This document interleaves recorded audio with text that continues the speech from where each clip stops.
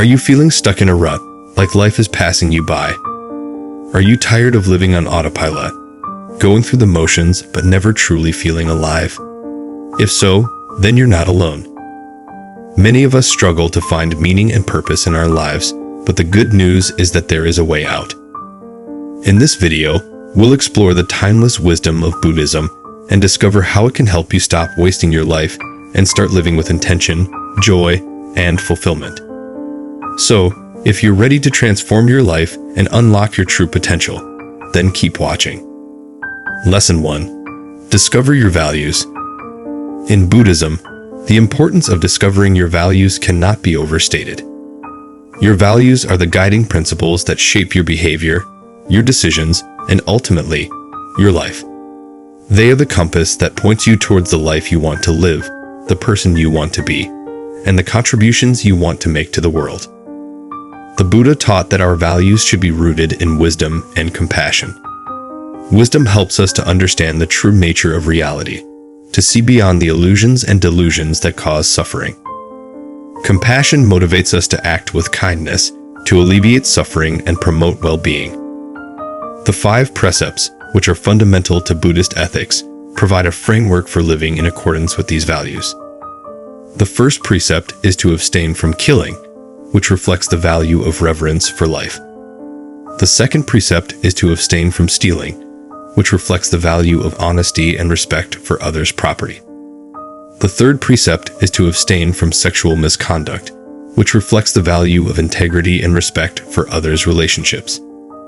The fourth precept is to abstain from false speech, which reflects the value of truthfulness and trustworthiness.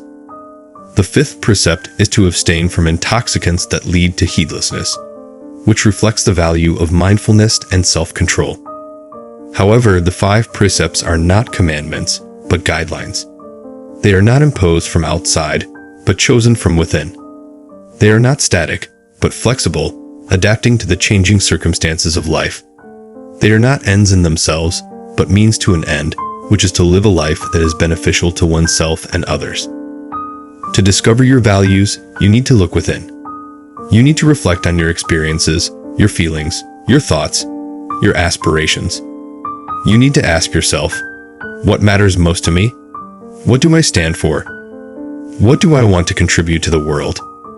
You need to listen to your heart, your conscience, your intuition. But discovering your values is not enough. You also need to live by them. You need to translate them into actions, into decisions, into habits. You need to align your life with your values to make them the guiding principles of your existence. This requires courage, commitment, and consistency. It requires you to make choices that may not be easy, but are necessary. It requires you to stand up for what you believe in, even when it's unpopular. It requires you to live with integrity, to be true to yourself. Lesson 2. Set goals. Setting goals is not just about achieving external success or acquiring material wealth. It's about aligning our actions with our values and making progress on our spiritual path. The goals we set should reflect our deepest aspirations and contribute to our overall well-being and happiness. One way to approach goal setting in Buddhism is to use the concept of the 4 immeasurables: loving kindness, compassion, empathetic joy, and equanimity. These are 4 qualities that Buddhists strive to cultivate, and they can serve as a framework for setting goals. For example, we might set a goal to perform acts of kindness every day, to develop our compassion for others, to cultivate joy in the happiness of others, or to maintain equanimity in the face of challenges. Another important aspect of goal setting in Buddhism is to approach it with a sense of mindfulness and non-attachment. This means being present and engaged in the process of working towards our goals, but not becoming overly attached to the outcome. We should not let our goals become a source of stress or anxiety, or cause us to neglect our well-being or relationships. Instead, we should approach them with a sense of balance and perspective, recognizing that they are just one part of our lives. Buddhism encourages us to set goals that are realistic and achievable, but also challenging and inspiring. We should not set goals that are so easy that they do not require any effort, or so difficult that they are unattainable. Instead, we should set goals that stretch us, but also allow us to experience a sense of accomplishment and progress. Buddhism emphasizes the importance of setting goals that benefit not just ourselves, but also others. This is known as the Batva Ideal, the aspiration to attain enlightenment for the benefit of all beings. By setting goals that contribute to the well-being of others, we not only make a positive impact in the world, but we also deepen our own sense of purpose and fulfillment. Lesson 3. Never stop learning. Buddhism places a high value on education and learning, not just for the sake of acquiring knowledge, but as a means of personal growth and spiritual development. The Buddha himself was a great teacher, and his teachings have been passed down through generations, providing guidance and wisdom for countless individuals. In Buddhism, learning is seen as a lifelong journey. It's not something that ends when we finish school or start a career. Rather, it's a continuous process of exploration, discovery, and self-improvement. By embracing this mindset, we can cultivate a curiosity and openness that enriches our lives and helps us to stop wasting our time. One of the key aspects of learning in Buddhism is self-reflection. This involves looking inward and examining our thoughts, emotions, and actions. It's about understanding ourselves on a deeper level, recognizing our strengths and weaknesses, and working to overcome our negative tendencies.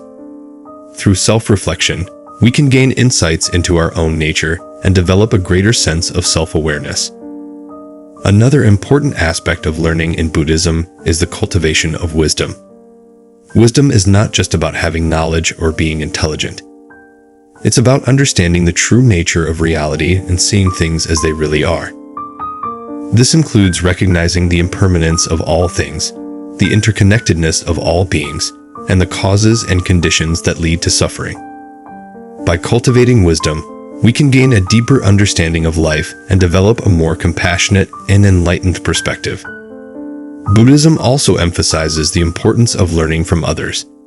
This can include learning from teachers, mentors, and spiritual guides, as well as learning from our peers, family members, and even strangers.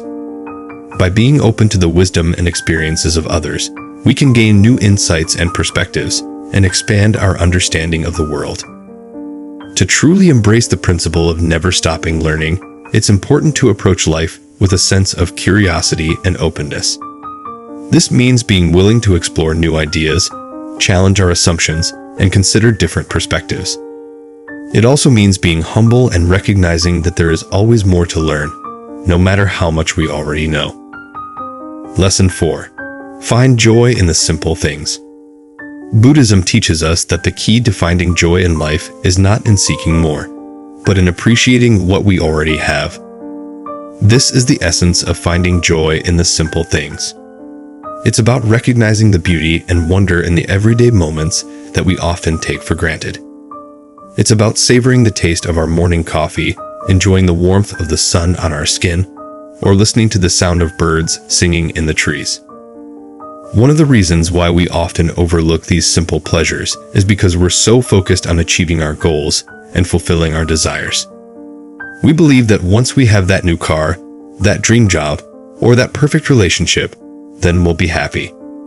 But the truth is, happiness is not a destination that we arrive at once we've achieved all our goals. Rather, it's a state of mind that we can cultivate in every moment, regardless of our external circumstances. So, how can we cultivate this state of mind?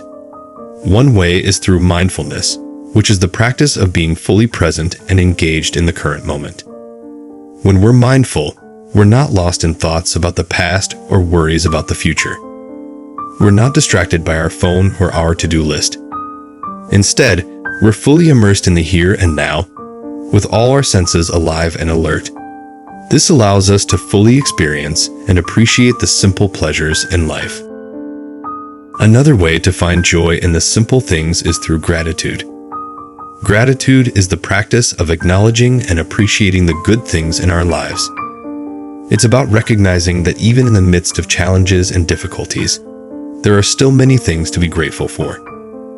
By focusing on what we have rather than what we lack, we can cultivate a sense of contentment and satisfaction.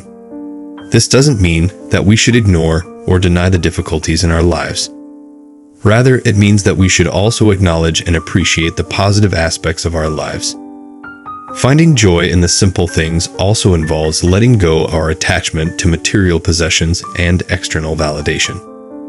In our consumerist society, we're often conditioned to believe that happiness comes from having more money, more possessions, more status. But the truth is, these external sources of happiness are fleeting and unreliable. They can be taken away at any moment, leaving us feeling empty and unfulfilled. By letting go of our attachment to these things, we can find a deeper and more lasting source of joy in the simple pleasures of life. Lesson 5. Live in the present moment. The concept of living in the present moment is deeply rooted in Buddhism, and it is a fundamental aspect of stopping wasting our lives. The present moment is the only moment we truly have. The past is a memory, and the future is a fantasy. Both exist only in our minds. When we spend too much time dwelling on the past or worrying about the future, we missed out on the beauty and richness of the present moment. Living in the present moment, also known as mindfulness, is about being fully engaged with whatever is happening right here, right now. It's about paying attention to our thoughts, feelings, and sensations without judgment or distraction. It's about appreciating the simple pleasures in life, like the taste of our food, the sound of birds singing, or the feeling of the sun on our skin. Mindfulness is not about ignoring the past or the future. It's not about living in a state of constant bliss, ignoring the problems and challenges of life. Rather, it's about dealing with these problems and challenges in a more effective and balanced way. By focusing on the present moment, we can see things more clearly, respond more wisely, and avoid getting caught up in unhelpful patterns of thought and behavior. One of the key practices for cultivating mindfulness is meditation. In Buddhism, meditation is not just a way to relax or clear our minds. It's a way to develop a deeper understanding of ourselves and the world around us. It's a way to cultivate wisdom, compassion, and inner peace. There are many different types of meditation in Buddhism, but all involve focusing the mind on a single object, such as the breath, a mantra, or a visual image. Another way to cultivate mindfulness is through everyday activities. We can practice mindfulness while eating, walking, working, or even doing household chores. The key is to bring our full attention to the task at hand, to engage all our senses, and to let go of any distractions or preconceptions. This can transform even the most mundane tasks into opportunities for growth and understanding. Living in the present moment also involves letting go of attachment and aversion. In Buddhism, attachment and aversion are seen as the root causes of suffering. Attachment is the desire to hold onto things, to keep them the way they are. Aversion is the desire to push things away, to make them different. Both are based on a fundamental misunderstanding of the nature of reality. In Buddhism, it is taught that everything is impermanent, constantly changing. When we try to hold onto things or push them away, we are going against this natural flow of life. We are creating a sense of separation, a sense of me and mine. This leads to suffering, as we are constantly trying to control and manipulate the world to fit our desires. By living in the present moment, we can learn to let go of attachment and aversion. We can learn to accept things as they are, to embrace the natural flow of life. This doesn't mean that we should be passive or indifferent. Rather, it means that we should act from a place of wisdom and compassion, rather than fear and desire. Lesson 6. Build strong relationships. Buddhism places a high emphasis on the importance of relationships in our lives. According to Buddhist teachings, relationships are not only a source of happiness and support, but also a means for spiritual growth and development. Therefore, building strong, healthy relationships is crucial for stopping wasting our lives. The first step in building strong relationships is to cultivate loving kindness and compassion towards others. Loving kindness is the wish for others to be happy and well, while compassion is the wish for others to be free from suffering. By cultivating these qualities, we can create a positive and supportive environment in our relationships. One way to cultivate loving kindness and compassion is through meditation.